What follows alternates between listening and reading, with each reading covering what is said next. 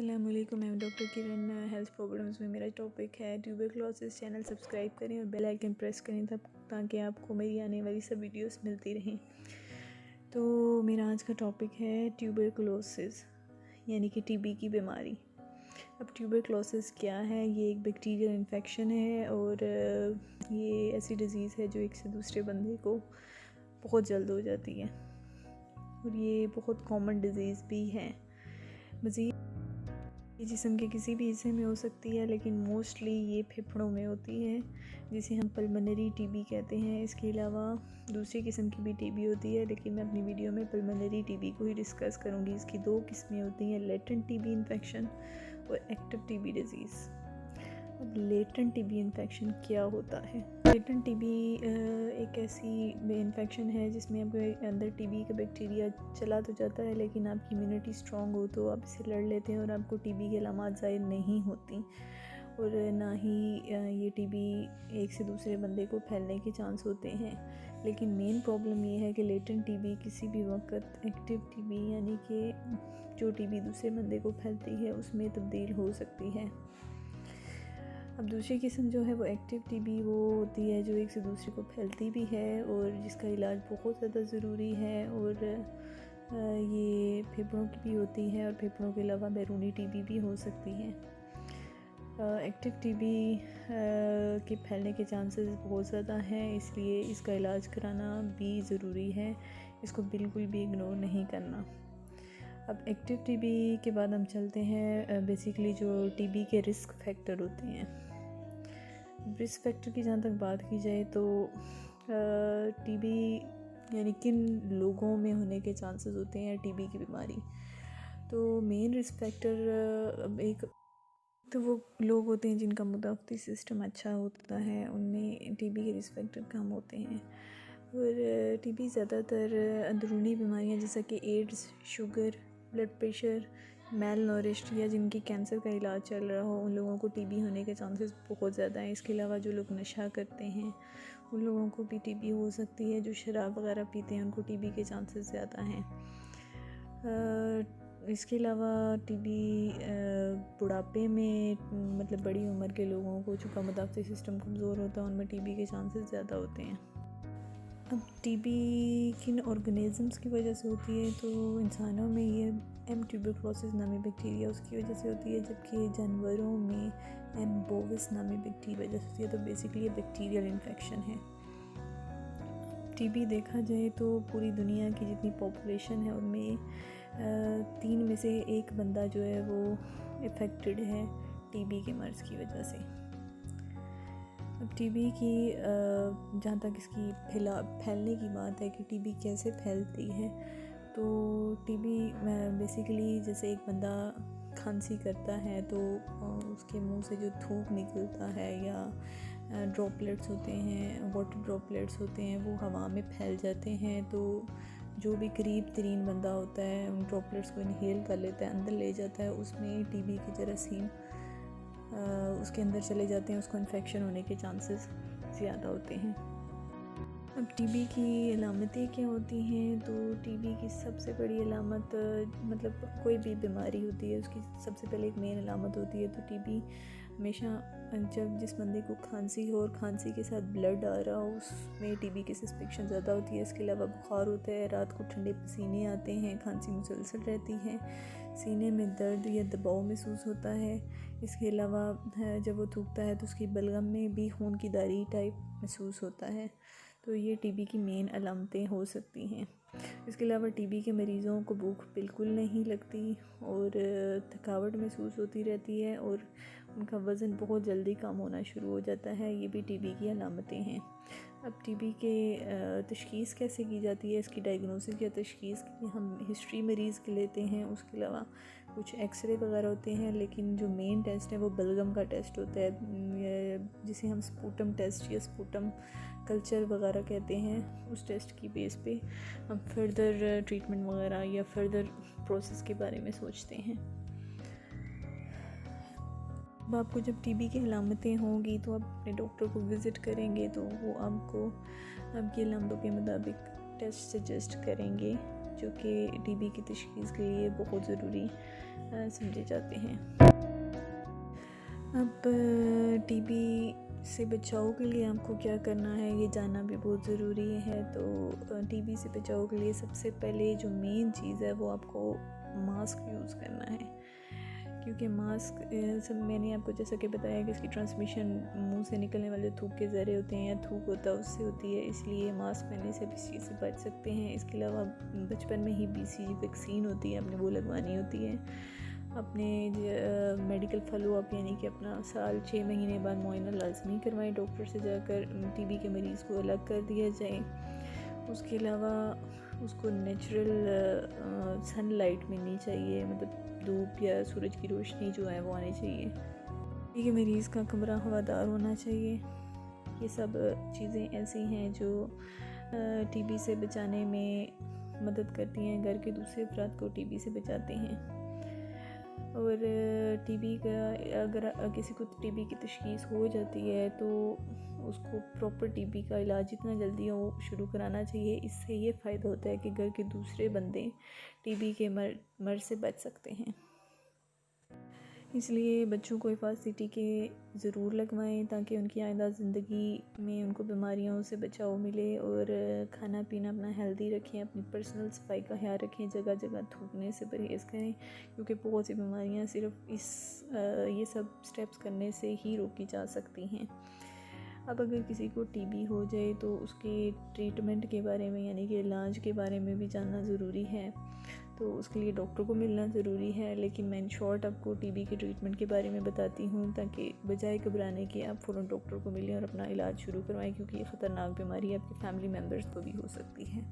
TB की treatment की जहाँ तक बात है तो जब आपको एक्टिव टीबी यानी कि टीबी की लामतें ज़ाहिर हो जाती हैं तो आपको 4 ड्रग्स शुरू होती हैं, जो शुरू के 2 महीनों में 4 होती हैं और अगले 4 महीनों में ये 2 दवाइयों पे मुश्तमिल होती है।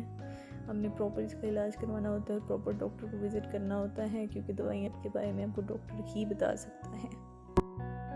अब एक दूसरी टीबी की भी बात की थी मैंने, जो कि लेटेंट टीबी, जिसमें इन्फेक्शन तो अंदर होता है लेकिन ज़ाहिर नहीं होता, उसका भी इलाज कराना ज़रूरी होता है। उसके लिए आपको 6 to 9 मंथ्स के लिए सिर्फ एक ही टैबलेट अकेले, एक आइसोनियाज़िड नाम की टैबलेट होती है, आपको वो यूज़ करनी होती है। उससे ये होता है कि अगर आप ये दवाई इस्तेमाल करेंगे तो आप एक्टिव टीबी यानी कि वो टीबी जो एक से दूसरे को फैलती है उससे बचने के इम्कानात होते हैं, यानी कि दूसरे लोगों को वो टीबी नहीं लगती। टीबी एक मुअल्लक बीमारी है और इसका इलाज बहुत मुश्किल नहीं है, लेकिन अगर आप इसको फॉलो नहीं करेंगे तो ये जहाँ एक मरीज़ है वहाँ अगर 3 में से 1 को है तो वो आगे आप इसका हिसाब लगा लें कि पूरी पॉपुलेशन के हिसाब से टीबी किस तरह से फैलती जाएगी। इसलिए आप टीबी को रोकने के लिए टीबी के बारे में जानें और टीबी को रोकने के लिए आप मीडिया के ज़रिए जितना हो सके दूसरों की हेल्प करें। ये मैसेज, ये वीडियोस दूसरों को भी शेयर करें ताकि वो भी इस बीमारी के बारे में जानें। अब इस वीडियो में जो अलामतें बताई हैं, अगर आपको लगता है कि आपको ऐसी अलामतें हैं तो अपने डॉक्टर को विज़िट करें, अपने बच्चों को हिफाज़ती टीके ज़रूर लगवाएं। और अगर आपको टीबी डॉक्टर ने कहा है कि आपको टीबी है लेकिन अलामतें नहीं है तो भी अपने डॉक्टर से इलाज करवाएं। अब टीबी के लिए नेचुरल रेमेडीज़ यानी कि टीबी के लिए खुराक क्या होनी चाहिए, तो दूध का इस्तेमाल अच्छा है, ग्रीन टी अच्छी है, कस्टर्ड एप्पल है, सेब, माल्टा, केला, उसके अलावा पुदीने का इस्तेमाल अच्छा है, ब्लैक पेपर, अनानास, अखरोट और बारबेरी टाइप चीज़ें जो हैं ये टीबी की मरीज़ की डाइट चार्ट के लिए बहुत अच्छी हैं, टीबी से रिकवर होने में भी मदद देती हैं। सुनने के लिए बहुत शुक्रिया। चैनल पसंद आए तो सब्सक्राइब ज़रूर करें, वीडियो अच्छी लगे तो शेयर ज़रूर करें। नेक्स्ट वीडियो के लिए फिर से पेश होंगी। ओके, अल्लाह हाफिज़, thank you so much. Feedback ज़रूर दें।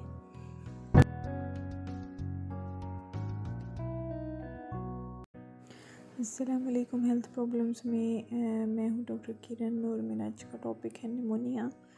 चैनल पसंद आए तो सब्सक्राइब ज़रूर करें और बेल आइकन प्रेस करें ताकि आपको मेरी आने वाली सारी वीडियोस मिलती रहें। तो चूँकि सर्दियाँ आ रही हैं और निमोनिया की प्रॉब्लम सर्दियों में बहुत ज़्यादा होती है, इसलिए इसके बारे में जानना भी बहुत ज़रूरी है। तो निमोनिया क्या है? निमोनिया बेसिकली फेफड़ों की एक बीमारी है जिसमें फेफड़ों के गिर्द जो हमारी हिफाजती कवरिंग होती है वो सूज जाती है, इन्फ्लेम्ड हो जाती है, जिसकी वजह से इन्फेक्शन होता है और इन्फेक्शन की वजह से ये बीमारी बहुत ज़्यादा हो जाती है। ये बीमारी ज़्यादातर सर्दियों में ही होती है, इसलिए इसके बारे में जानना बहुत ज़रूरी है क्योंकि विंटर सीज़न स्टार्ट हो चुका है। इसलिए मेरी इस वीडियो को गौर से देखें और इसकी अलामतों के बारे में जानें और आपको कुछ महसूस हो तो डॉक्टर को मिलें। अब सबसे पहले निमोनिया की किस्में कितनी होती हैं, टाइप्स कितनी हैं इसकी। लोबार निमोनिया है और ब्रोंकियल निमोनिया है। लोबार में एक पोर्शन लंग्स का इन्वॉल्व होता है, जबकि ब्रोंकियल निमोनिया में दोनों फेफड़े आपके मुतासर हो सकते हैं और पैच फॉर्म में ये असर करता है। इसके अलावा भी निमोनिया की अगर किस्में देखें इन्फेक्शन बेस्ड पे, तो एक हॉस्पिटल एक्वायर्ड निमोनिया है जो लोग हॉस्पिटल में काम करते हैं, जैसे हम डॉक्टर्स हैं, नर्सेज हैं या और इस फील्ड में लोग हैं, या कोई जो विज़िट करने जाता है मरीज़ों को, आप अपने किसी मरीज़ का पता लेने जाते हैं, या ऐसे मरीज़ जो पहले से हॉस्पिटल में दाखिल होते हैं, उन लोगों को इस निमोनिया के चांस ज़्यादा होते हैं। उसे हॉस्पिटल एक्वायर्ड निमोनिया कहते हैं। एक दूसरी किस्म जो इसकी है वो है कम्युनिटी एक्वायर्ड निमोनिया, और उसके अलावा आपने वेंटिलेटर के बारे में सुना होगा कुछ, उनमें भी निमोनिया के चांसेस ज़्यादा होते हैं। निमोनिया की कॉजेज़ या वजूहात क्या हैं? निमोनिया के कॉजेज़ में बैक्टीरिया है, वायरसेस हैं, फंजाई है। इसके अलावा एस्पायरेशन निमोनिया के चांसेस भी होते हैं। एस्पायरेशन मीन्स ये आपके फेफड़ों में जो सांस की नाली और मैदे की मतलब तहें हैं उससे अब वापस इन्फेक्शन ऊपर फेफड़ों में आ जाता है, उसके एस्पायरेशन कहते हैं। अब किन लोगों को निमोनिया होने के चांसेस ज़्यादा होते हैं? तो एज सबसे मेन फैक्टर है। जो वो लोग जो बूढ़े हैं यानी कि 65 से ऊपर की एज, या उससे बूढ़े, या बहुत जवान बच्चे यानी कि 5 साल से कम उम्र बच्चों में इसके चांसेस ज़्यादा होते हैं। उसके अलावा वो लोग जिनको HIV है, एड्स है, शुगर है, BP के मसले हैं, या दूसरी कोई बीमारियां हैं फेफड़ों की जिनका मुदाफ़ती सिस्टम कमज़ोर हो जाए, या जो लोग सिगरेट पीते हैं, इनमें चांसेस ज़्यादा होते हैं। निमोनिया की अब अलामतें क्या होती हैं? इसमें सर दर्द होता है, तेज़ बुखार होता है, सर्दी लगती है, थकावट बहुत ज़्यादा होती है, खांसी मुसलसल होती है, सीने में दर्द होता है, पसीने आते हैं, BP आपका लो हो जाता है और धड़कन आपको तेज़ महसूस होती है। इसके अलावा आपके जिस्म और जोड़ों में बहुत ज़्यादा दर्द होती है और कुछ लोगों को उल्टी वगैरह शुरू हो जाती है, भूख बिल्कुल ख़त्म हो जाती है। इसके अलावा आप जब थूकते हैं तो बलगम में खून आने के चांसेस भी होते हैं, और आपकी जो जिल्द की रंगत है वो ज़्यादातर ब्लू हो जाती है, मतलब धब्बे धब्बे से लगते हैं और स्किन ब्लू हो जाती है। अब छोटे बच्चों को देखा जाए तो उनमें निमोनिया की अलामतें बड़ों से थोड़ी सी मुख्तलिफ होती हैं, उसके बारे में भी जानना ज़रूरी है। और चूँकि बच्चे जो बहुत छोटे बच्चे होते हैं वो बोल नहीं सकते, उनके बारे में भी मैं आपको बताऊंगी कि उनमें निमोनिया की क्या अलामतें होती हैं।